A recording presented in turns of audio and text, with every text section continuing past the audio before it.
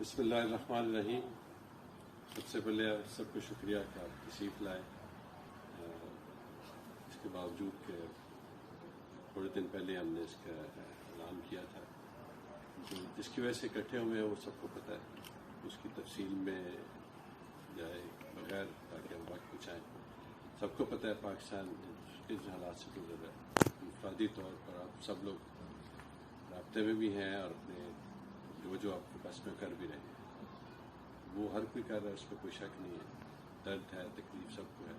لیکن یہاں رہتے ہوئے آسٹریا کی کمیونٹی کے حوالے سے، ایمبیسی کے حوالے سے میرا خیال تھا کہ ہم ایک اجتماعی کوشش بھی کریں تاکہ اس میں اور اگر مزید کوئی حصہ ڈال سکتے ہیں وہ بھی ڈالیں۔ یہ ریڈ کراس ہے، ان سے بھی ملاقات کا وقت مانگا ہے، اور کیریٹاس، یہ دو ان کے بہت بڑے ادارے ہیں۔ امید ہے کہ اس وقت دونوں لوگ جو ان کے ہیڈ ہیں وہ یوکرین گئے ہوئے کیف میں،